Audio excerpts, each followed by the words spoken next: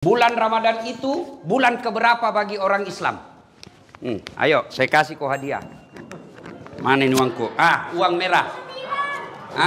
Anda teriak, mestinya naik dulu baru jawab. Nggak jadi.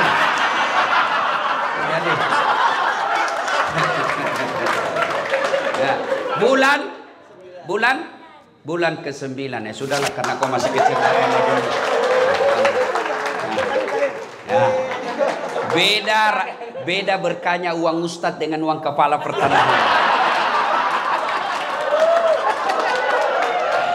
Ayo, disebut bulan Ramadan karena hitungan bagi orang Arab waktu itu zaman Rasulullah, Ramadan itu bulan ke-9 September kalau kita orang pakai kalender Masehi. Kalau kalender Hijriah, Ramadan itu bulan ke-9. Bulan Ramadan ada beberapa namanya yang akan datang ini. Satu, kita umat Islam menyebutnya dengan bulan puasa. Kata puasa sesungguhnya ada yang identik. Sama penggunaannya tapi beda maknanya. Yaitu syaum dengan siam. Kalau perintah puasa memakai kata siam. Ya ayyuhalladzina amanu kutiba alaikumus siyam kama kutiba alal ladzina min qablikum la'allakum tattaqun. Artinya apa? Kurang lebih Allah mewajibkan kita puasa. Kata siam di sini berarti menahan diri dari makan, minum dan berhubungan badan secara sengaja. Saya ulang, ya, yang membatalkan puasa, makan, minum, berhubungan badan secara sengaja, itu batal puasanya. Yang ditahan, makan, minum, berhubungan badan, dan segala yang membatalkan puasa dari fajar sampai subuh. Fajar sampai subuh. Bagaimana kalau hari pertama, Ustadz? Karena kita selama ini terbiasa sarapan. Bubur ayam. Habis satu mangkok. Hari pertama Ramadan. Rezekimu yang satu mangkok. Lanjutkan. Tetap sah. Sampai di kantor. Jam 9 lupa lagi. Saya puasa. Lanjutkan. Itu rezekimu. Siang lagi lontong ayam. Habis. Rezekimu. Tapi keterlaluan kalau 3 kali kau lupa. Tapi anggaplah betul-betul lupa, sah. Bagaimana kalau lagi makan, Ustadz? Sudah habis tengah, tiba-tiba ingat puasa. Maka yang ada di mulut, muntahkan, cuci mulut. Jangan, sudah terlanjur. Batal. Itu sudah batal itu. Sudah batal. Ya. Bagaimana kalau berhubung, yang paling banyak itu kan makan, minum. Bagaimana kalau berhubungan badan? Selama kau tidak sengaja,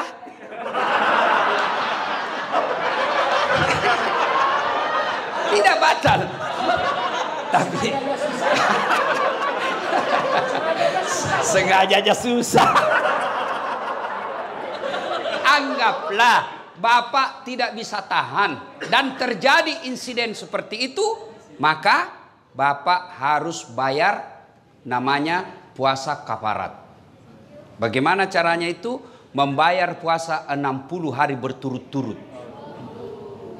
60 hari berturut-turut, 30 hari aja kamu kewalahan. Apa artinya 60 hari berturut-turut? Di hari ke-58 batal, ulang lagi. Maka jangan coba-coba, Pak. Jangan coba-coba. Saya suami istri, Ustaz. Iya, biar kau suami istri, malam yang halal. Siang tidak boleh. Itu istri saya. Betul, itulah bedanya orang berpuasa. Kalau berpuasa mampu mengendalikan hawa nafsu. Dia kendalikan. Pengendaliannya apa? Ini memang istri saya, tapi saya harus kendalikan. Kapan? Maghrib baru mulai sampai subuh. Duhur, jangan ribut anak muda, ini urusan orang tua. Kalau subuh sampai maghrib haram, meskipun istrimu. Maghrib sampai subuh halal. Silakan. Pernah selesai saya ceramah, tiba-tiba ada datang, Pak. Ustadz, jadi kalau malam boleh? Iya. Astagfirullah Ustadz, saya sudah 4 tahun biar malam juga tidak Ustadz. Bilang, maka beleng-beleng kok. Makanya belajar ku agama. Datang pula Ustadz. Jadi kalau kita Ustadz suami istri, ya siang tidak boleh, malam boleh. Kalau pacaran Ustadz jadi malam boleh, siang malam tidak boleh. Ayo, saum. Siam itu hanya sekedar makan, minum, dan membatalkan puasa yang ditahan. Bagaimana kalau kumur-kumur Ustaz? Kumur-kumur batal. Kenapa bisa? Saya lihat kumur-kumur 3 kali masuk, cuma 1 keluar. Itu batal. Bagaimana? Itu bercanda. Kalau yang sebenarnya, selama niatmu bukan mau membasahi kerongkongan, tidak membatalkan puasa. Kapan niatmu sudah membasahi kerongkongan, batal. Bagaimana sikat gigi? Sikat gigi kata Nabi, andai saja saya tidak takut menjadi beban berat buat umatku, saya suruh sikat gigi setiap 5 waktu dia sholat. Itulah orang sunnah. Dengan catatan pakai siwak. Apa itu siwak? Itu yang kayu-kayu itu. Tapi kalau saudaraku pakai siwak, jangan juga kok di depannya orang. Ada juga orang mentang-mentang sunnah di depannya orang digosok giginya. Itu tidak begitu yang diajarkan Rasulullah. Kalau kau bersiwak, kau jangan hadapi mukanya orang. Biar kau pakai behel, jangan juga kau pamer-pamer. Ya kan? Tapi bagaimana kalau pakai odol? Makruh. Kalau siwak sunnah. Kenapa? Tidak ada rasa. Tapi kapan pakai odol? Makruh. Bahkan bisa jadi batal. Kenapa? Kau telan odolnya. Batal. Nah itu. Dan berhubungan badan. Itu yang disebut syam. Tapi sementara saum, kalau saum itu puasa plus. Saya ulang. Saum itu puasa plus. Bukan hanya makan, minum, dan berhubungan badan yang dia tahan, termasuk gosip. Ada orang puasa tapi gosip. Itu tidak mendapat apa-apa kecuali lapar dan dahaga. Ada orang puasa Ustaz, tapi kelihatan auratnya. Kelihatan auratnya, kurangi pahalanya. Imam Al-Ghazali mengibaratkan puasa itu seperti buah. Pelanggaran agama iris. Pelanggaran agama iris. Pelanggaran agama iris. Iris. Akhirnya tidak ada daging buahnya. Tinggal apa? Buahnya, tulangnya, batoknya. Ada yang mau makan? Tidak kan? Itulah orang yang berpuasa tidak mampu mengendalikan dirinya dari hal-hal pelanggaran agama. Dia puasa Ustaz, tapi gosip. Iris. Jadi besok-besok kalau di kantor ini ada yang gosip, iris. Wih, diiris puasamu. Kasih nasihat. Karena di depan-depan ini biasa kan banyak tukang gosip. Saya aja kalau pergi kantor-kantor pemerintah itu, kan saya kemana-mana pakai sarung Pak. Pernahlah saya satu ke situ, ke suatu bank, nyetor, yang terima, enggak tahu apa sih namanya, yang terima duit di depan itu. Begitu saya masuk, saya dengar dia bilang, salah masuk, dia kira masjid. Karena saya pakai sarung. Saya dengar, saya tersinggung, kenapa saya pakai sarung, kau yang sibuk? Enggak jadi saya nabung, pulang saya Pak. Ini tadi aja ada yang gosip saya. Saya masuk dulu, itu juga bajunya yang di YouTube. Ya, iya toh, ada tadi saya dengar begitu. Astagfirullah. Itu di belakang. Duduk begitu tuh digosipnya tuh temannya. Dia enggak ngomong tapi bibirnya dong. Atau ada laki-laki tukang gosip. Ada. Paling kalau kita ketemukan, rewel itu anakku yang bungsu. Waduh, itu motorku, dikit-dikit macet lagi. Oh, naik lagi bensin. Paling itu yang kita cerita. Nggak adalah laki-laki cerita berapa harga lipstiknya istrimu. Kelainan jenis kelamin itu. Ya, maka saudara-saudara sekalian, orang yang siam menahan saja dirinya dari yang membatalkan puasa. Tapi kalau orang yang saum, bukan cuma yang membatalkan puasa, yang bisa mengurangi nilai-nilai puasanya pun dia hilangkan. Dia bisa tahan. Gosip, nipu, bohong, bicara tidak ada guna, melihat sesuatu. Itu yang disebut saum. Puasa plus. Maka Ramadan tingkatkan itu. Adik-adik sekalian, orang yang berhasil di bulan suci Ramadannya karena disebut siam dan saum, maka insya Allah jangankan yang haram, yang subhat saja dia bisa tahan. Mana bukti kalau orang puasa? Air putih. Air putih halal atau haram? Halal atau haram? Siang hari Bapak mau minum? Tidak. Kenapa Bapak tidak minum? Karena Bapak mengendalikan diri. Ini bukan waktunya. Maka Bapak, meskipun gajinya Bapak 4 juta, 5 juta, ada godaan membawa 4 juta, tahan. Ini bukan bagian saya. Kalau Bapak lakukan itu, aman Pak. Jangan coba-coba main mafia tanah Pak. Bapak itu baca itu pelajaran Quran. 1 jengkal ambil tanahnya orang, 7 petaka langit nanti kau pikul ketika hidup di akhirat. Jangan. Sampai orang tua saya pernah begitu takutnya kami soal tanah. Diserobot kita punya tanah. Apa kata bapak saya? Jangan nak. Kau tidak juga miskin dengan diambilnya itu. Kau tidak juga kaya kalau kau pertahankan. Sudahlah, lebih baik kau yang diserobot daripada kau yang ambil haknya orang. Kenapa? Hukum soal tanah, masalah di akhirat, jangan anggap remeh. Bersekongkol, mafia, sindikat, pura-pura kasih susah, cipta kondisi bahasanya. Anu Pak, ribet sekali nih Pak. Tapi gampang, saya bisa bantu. Ya Bapak ngerti lah Pak, saya hanya anak buah di kantor. Bosnya lagi tuh dijual. Padahal dia yang makan, kurang ngajar ndak ini orang. Jangan ketawa, saya serius ini. Maka orang yang berhasil puasa Ramadan, insya Allah dia tidak akan ngambil yang bukan haknya. Yang nyata-nyata halal saja dia mampu tahan, apalagi yang nyata haramnya.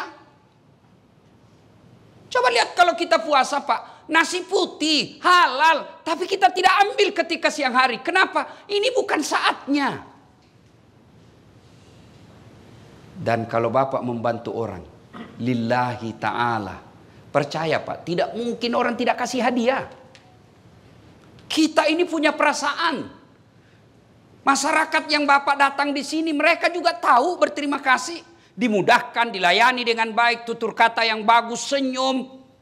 Bapak dapat pahala dunia, pahala akhirat. Apa pahala dunia?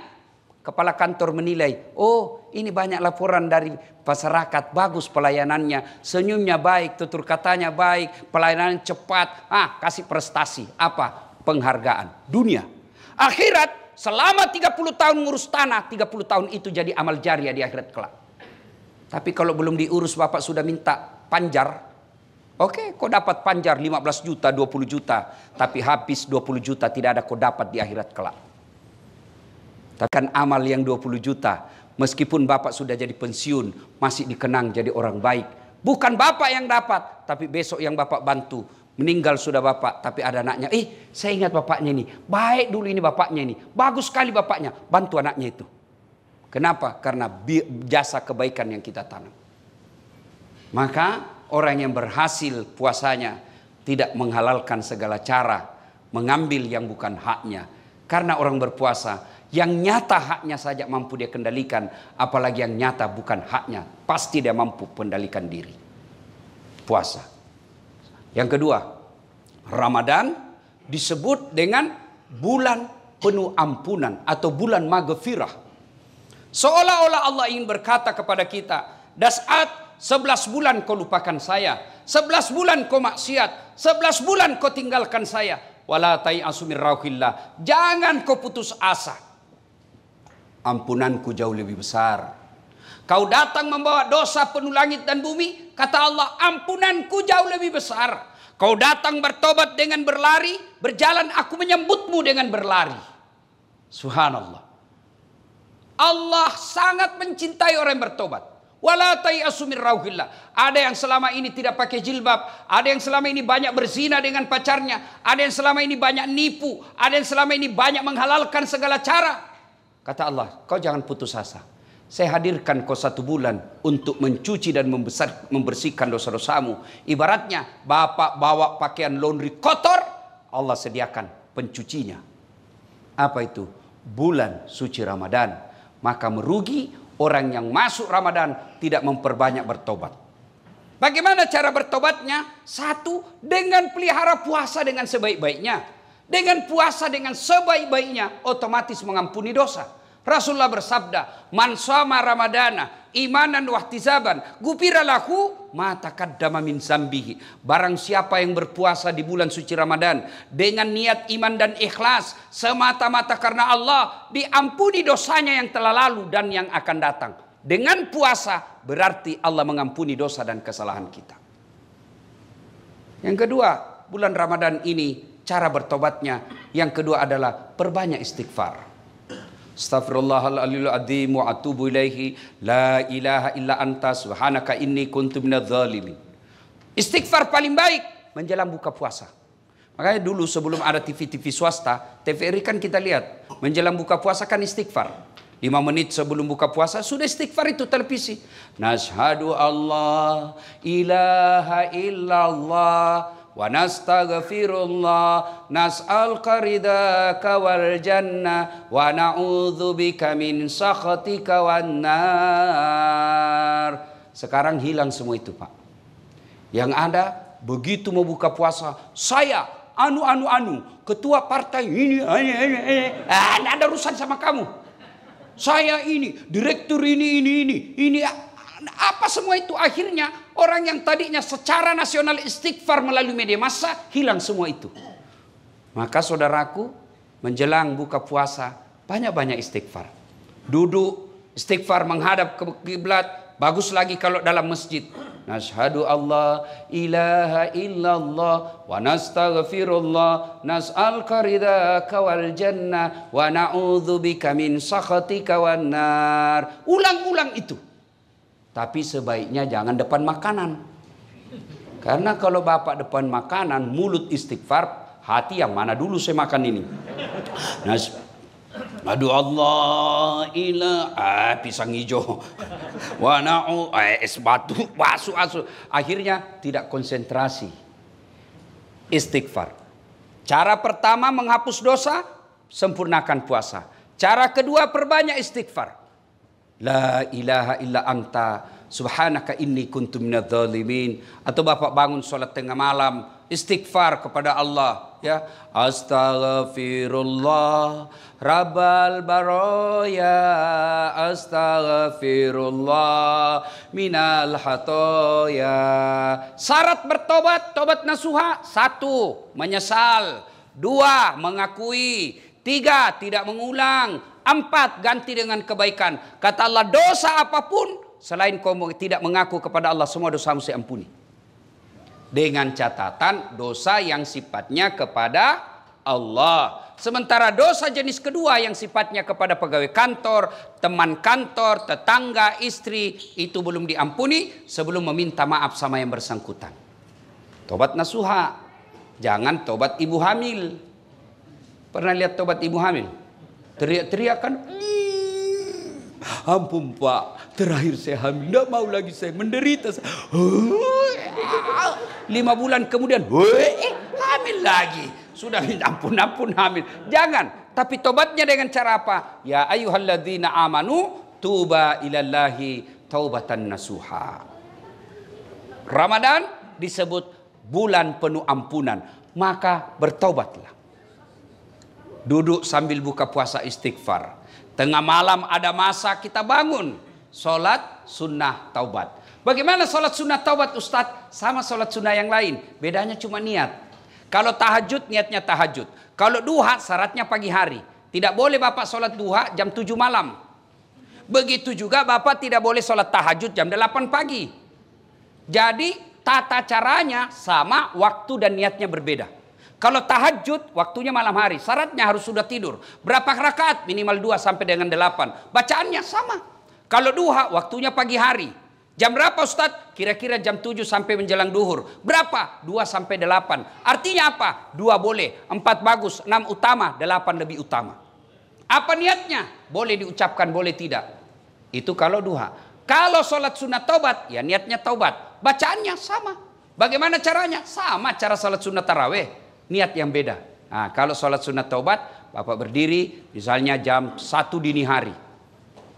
Kalau Rasulullah melakukan sholat sunat taubatnya itu selesai sholat maghrib sambil nunggu isya. Jadi misalnya Bapak sudah buka puasa, ke masjid mau taraweh, datang lebih awal, sampai di masjid, sholat taubat dulu. 2 rakaat minimal. Bagaimana caranya? Menghadap kiblat.